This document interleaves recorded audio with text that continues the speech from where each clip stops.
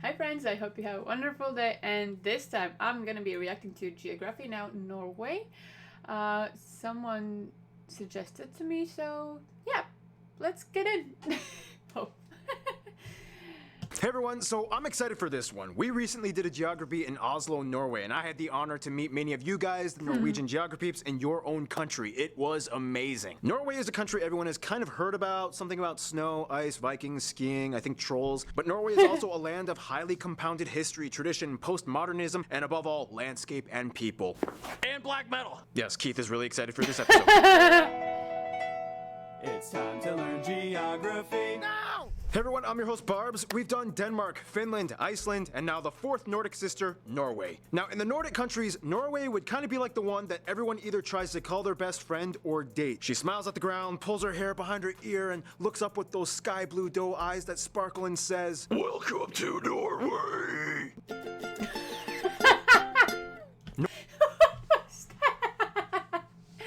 Norway plays a huge role in what it means to be Northern European. And when you look at it on the map, you'll see that it's fascinating how well they've developed the civil infrastructure from a rugged, half-frozen peninsula. Oh, and there's a town called Hell. First of all, the country, which kind of looks like the shape of a spoon, is located in Northern Europe in the region known as Scandinavia, just above the North Sea, bordering mostly Sweden to the east, Finland in the far north, and even a small sliver of Russia at the very end. This effectively means that Norway goes even further east than Finland and gets the entire Arctic coast from their neighbors, sharing the Barents Sea with Russia. Apart from that, Norway has some overseas territories as well, two of which are in the Arctic I didn't think that the Norway is so long.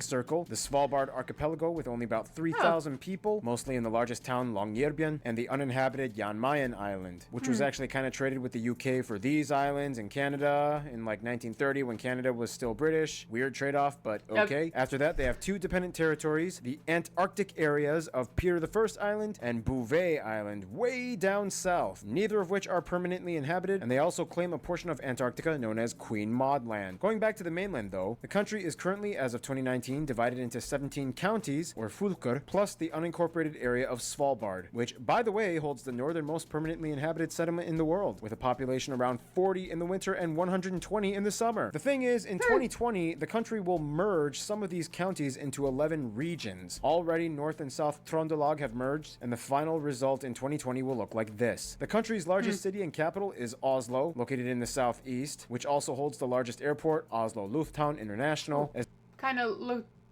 interesting, like different, I guess. I don't know why. as well as Oslo's shipping port, the busiest shipping port in the country. A skip to the west, you find the second largest city, Bergen, with of course the second largest airport, Bergen International. It is said that almost around 80% of the country lives within 10 kilometers of the ocean, and despite the rugged mountainous terrain, the nation has an extensive network of roads, bridges, and trains that cross virtually every region of the nation, including the Lærdal Tunnel, the world's longest road tunnel that stretches 24 kilometers long, cutting through a mountain, and also the famous Atlantic Road that hops from island to island in the Møre og Romsdal County. Now, what's really fascinating is that Norway kind of went from this to this, and for a nation that has never surpassed 5.5 million in population, it's pretty impressive. How did this happen, though? Well, as the legend goes, in the 60s, Denmark was like, "Hey, Norway, you are just the best. I love you, man, and you know, just to prove it, I'm gonna give you all this ocean water stuff. Wow, really? Yeah, just take it." Thanks. Whoa, there's like a ton of oil here. Thanks, Denmark. Actually, it was a Geneva Convention like 10 years prior to that, but that story's kind of boring. Now, as you can clearly tell, Norway has lots of access to the ocean. Due to all the serrated inlets and fjords, plus islands, they have the 7th largest coastline in the world. This also means that roads and bridges can only take you so far, and in order to get around in Norway's west coast, you'll see a lot, and I mean a lot, of ferries and ships. And what's cool is that, like some of their neighbors, Norway has a free roaming law, in which you can pretty much camp out anywhere in nature as long as it is not on private property. We all know some towns in Norway are situated in the most picturesque locations. Some, like this town, have no direct sunlight for 6 months because of the mountains, so they built giant mirrors to illuminate them. Fun fact. What? Didn't know that, and didn't know that that exists. That's so interesting. Longyearbyen is known for being both the brightest and darkest place on Earth. Because of its location on the Arctic Circle, it gets 110 continuous days of no sunshine and 95 days of no night. Also, they have an emergency seed bank with over 1 million specimens built into the side of a mountain in case of the apocalypse and all plant life dies out on Earth. Also, technically, it's illegal to die in Svalbard. Because of the permafrost, bodies do not decompose, so you must either ship out your body or cremate it. Not sure how to... That sounded really interesting. Like, it's illegal to die. Okay. And you need to ship your body. So if you are dying, just throw yourself on on a ship and that's it, yeah? How to segue out of that, but let's talk about cool places. Now, I asked some of you guys in Norwegian geography what some of the top places to visit in Norway are, and here are some of the suggestions you gave. Nordkapp, the Viking Ship Museum, Nidaros Cathedral, the Dock of Bergen, the King's Castle, Alta's Igloo Hotel. I would actually love to go that type of hotel, even to just see it in like real life, you know. They're amazing. I don't know how they are doing. That's amazing. Frogner Park and Vigeland Sculpture Park. Try to find the one with the dude fighting the babies. What? Is it there a story? Probably. Should be. Why the dude is fighting with babies? Fighting all. Fortress, this Iron Age farm, the world's largest moose sculpture, this whaling museum, the Roald Amundsen and Edward Munch monuments and grave, the Kon-Tiki Museum, the Polaria Aquarium, the Ager Viking style. Okay. I was just fast stopping this video. What?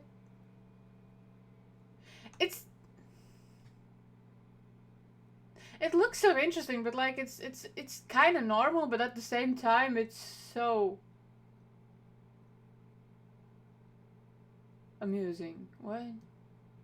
Brewery, the Three Swords Monument, so many traditional stave churches, but this one is probably the most famous one. I mean, there's like 1 billion rocks named after body parts of trolls. There's that weird boulder jammed between 2 cliffs, a mountain with a hole in it so it looks like it got shot by a gun, so many ice caves, the world's strongest whirlpool, so many fjords like Geiranger Fjord, Nordfjord, Hardanger Fjord, Troll Fjord, Harrison Fjord. They were even supposed to just bring me to whatever fjord.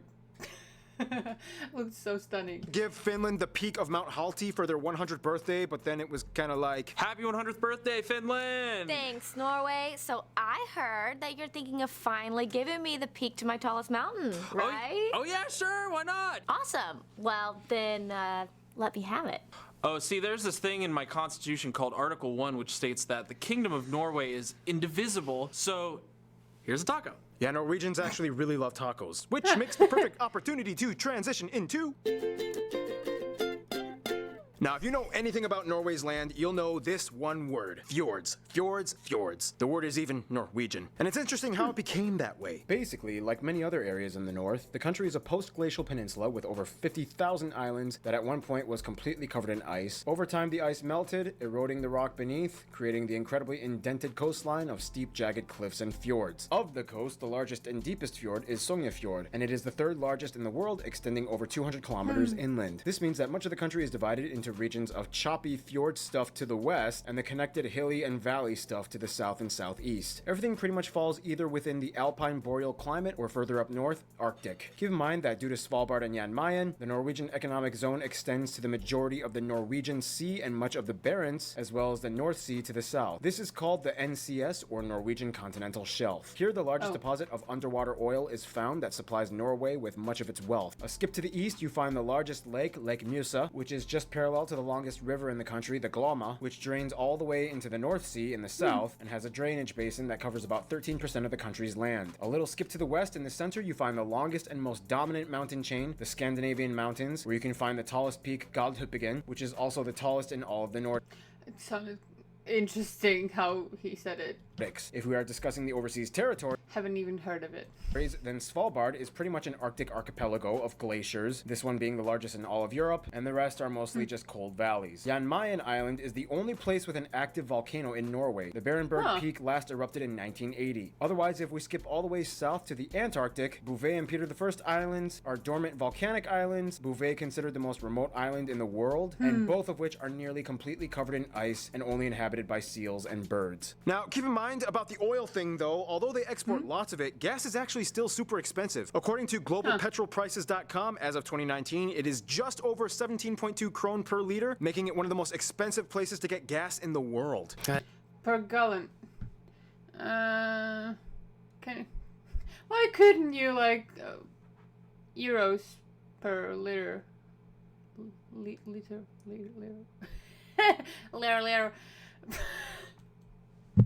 But yeah, it still sounded expensive. I don't want to talk about it. This is partially because in 1990, they initiated the Government Pension Fund Global. This is a national wealth fund run by the government to subsidize pensions when oil dependence runs dry. Now, Norway has lots of natural resources and clever ways of managing them, making them somewhat of a paragon for development few other nations can compare with. Challenge accepted. But for what it's worth, they have a unique system locked and loaded. And now it is time for my triple shot of espresso break. Usually this is the part where Noah comes in, but Noah is out of town. So let's give this to Keith. Now, everyone knows that Norway is quite a prosperous nation. But just how prosperous is it? Let's just put it this way. They export more than they import, and not just petroleum products. Fish alone makes up about 10% of their exports, and they are the highest exporter of salmon out of any other country in the world. I just love Voss water. It's expensive and it's Norwegian, so you know it probably came from like a mystical glacier or something. Yeah, no, that's basically just our tap water. I wash my dishes with that stuff every day. But it's expensive and Norwegian. And you fell for it. Y'all just got tricked. Otherwise, the majority of the energy in Norway comes from hydroelectric power. Norway became one of the first countries to adopt a carbon tax back in 1991. Although cutting down trees is still done on a smaller scale, they were the first country to ban deforestation. They have Europe's largest herd of reindeer. They have lots of birds like puffins, whales, and Puffins. I have seen them like in some pictures, but I didn't know how they called puffins. Like muffins. orcas love swimming off the coast. In the Arctic, you can find polar bears and walruses. And now, food. Norwegian Yes. food is known for being either really nice, warm, and cozy, or straight up disgusting. They love their fish. You Just a sheep head? Huh? have some interesting fish dishes like lutefisk and rockfisk. Some other dishes include things like various types of porridge, pickled herring, kumla, reindeer made in various ways, meatballs in brown sauce, krumkake, brown cheese. These Brown cheese? Brown cheese. How? What did you do with the cheese? Christmas dishes, and the national dish fårikål. However, if you ask a Norwegian, they might tell With you the new radishes. national dish of Norway is tacos. They might have some questionable ingredients on the table for you to add, like mayonnaise or cucumbers. And I mean, come on, Mexico, even you break your own rules all the time and mix things up in your own country. So let the Norwegians have their fun. And speaking of Norwegians, have fun. Oh, and speaking of Norwegians having fun. Oh, and speaking of Norwegians having fun, That was kind of uncomfortable for him, it looked like it. Thank you, Keith. Norwegians have a saying, they are born with skis. The word even comes from the ancient Norse word skeith, which means split wood. If there was any kind of apex cold winter type of people on Earth, Norwegians would take the gold. And they literally do take the gold. Like, they have more Winter Olympics gold medals than any other country. First of all, the country has about 5.3 million people, and as of 2018 has the highest human development index out of any country in the world. At about 84%, the country is made up primarily of people that identify as ethnically Norwegian, including about 60,000 indigenous Sami people. About 8.3% of the population is other European descent, mostly Western Europe, and the remaining population is made up of other people groups from outside of Europe, from various regions of Africa, Asia, mostly from countries like Pakistan, Somalia, Morocco, Iraq, and Kurdish people. They use the Norwegian krone as their currency, they use the types C and F plug outlets, and they drive on the right side of the road. Interesting to note that they are not part of the EU, but part of the European Economic Area and Free Trade Association. In fact, Norway is a kingdom, currently under the headship of King Harald V. However, his role is mostly representative and ceremonial, his executive powers are limited, and most government is ruled by the parliament. Essentially though, although some would argue Vikings kind of started in Denmark, it really kicked off in Norway. Norwegian Vikings did kind of all the exploring and colonizing and raiding and killing, you know, Viking stuff. And no, they did not wear helmets with horns. Language-wise, Norway actually has two official languages, Norwegian and Sami, the language of the minority northern indigenous peoples that have lived in the frigid regions for millennia. The Norwegian language, however, is kind of confusing though, because it kind of has two different writing systems that everybody must learn in school, Nynorsk and Bokmål. What exactly are they? Well, it kind of goes like this. Hey, we've been in a union with the Danish for centuries and now they are gone. We can speak our own language freely. Woohoo! But we've been writing our language in the Danish style for so long. I mean, what do we do? Do we change it? Hi, I'm Ivo Olsen, and I say yes. I'm going to listen to all the dialects of Norwegian and come up with a weird fusion thing that can work for everyone. I'll call it Nynorsk. We can teach it in schools and everyone can be free of Danish influence. And today, the Danish-style bokmål is still used by about 85% of the population. Weird side note, the word ha can mean almost anything in Norway. For example, ha. Ha. Ha. Ha. Speaking of which, like many of their other neighbors, Norwegians have 13 years of school, graduating at age 19. And when Norwegians are just about ready to take their final exams, they go on a 3-week party called Russ. And just look it up. Norway has lots of different dialects. Here are some of you guys, the Norwegian geographers, explaining. På standardnorsk ville jeg sagt hvordan, men I Ålesundsområdet ville jeg sagt hvordan. Hey, my name is Talina. In standard Norwegian, you might say våres, but in Egersund area, you say okkas. In the west, you could say gysende løye da, and in the north, maybe hvor artig. In Oslo, you would say something along the lines of det ikke lett, skjønner du. Trøndelag County, det ikke lett sjø. So in standard Norwegian, you would say søppel. But in Bergen, we say boss. Thank you. Otherwise, there are so many other things you guys, the Norwegian geography peeps, wanted us to talk about in terms of your culture. And here is Random Hannah with culture stuff. Norway is a land loaded with tradition and folklore. Many of you have already heard of things like trolls and elves, but there's also scary beings like the Huldra, Nattmara, and the Nuken. Pretty much all Norwegians are outdoorsy people. Hiking and cross-country skiing are national pastimes, hands down. Almost everyone owns some kind of Mari sweater, made of wool with traditional patterns knitted onto the upper parts, usually in the national colors of red, white, and blue. Many Norwegians own small cabins in the woods, and they actually like to brag about how bad their cabins can be. As in how technologically disconnected they are, with the least amenities. No Wi-Fi, no electricity, no plumbing. You're hardcore. Speaking of bragging, in Norway it's considered super cool to come back from vacation and show off your tan, because it's kind of hard to get a tan in Norway. The Nobel Peace Prize is also awarded in Oslo every year. In Norway, everyone's income and wealth is on public record, mostly. But for what it's worth, the nation does this to help prevent tax evasion. And finally, we cannot skip the bunads. These are traditional costumes of Norway that come in so many different varieties based on the region and town you are from. They are mostly worn for special occasions, especially for May 17th, the country's national day, where they march to the castle in Oslo. Yeah. All right, get out of here. I want to talk about music. Traditionally, Norwegians have their own regional folk music and dances called bugdedans. Traditional instruments include things like dulcimers, goat horn, willow flute. The traditional folk music eventually found a way to fuse with one of the most popular genres of Norway today, metal, or specifically Norwegian folk metal bands. Not only that, but black metal was started supposedly in Norway, and it has since been a domineering genre many people have been playing for decades. That's it for me.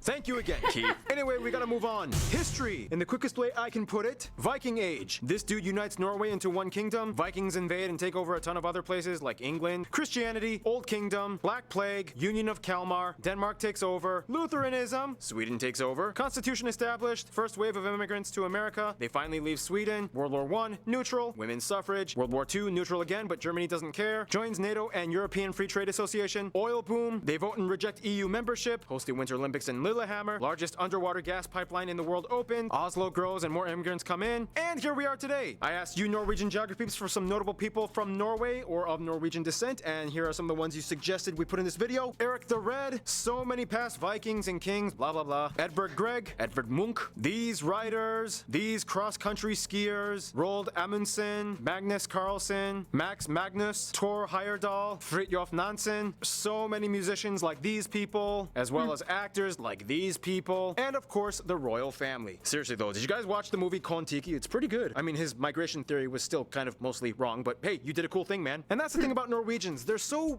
globally intrepid. They reach out to the far corners, and with that, they've also made a lot of friends. Which brings us to...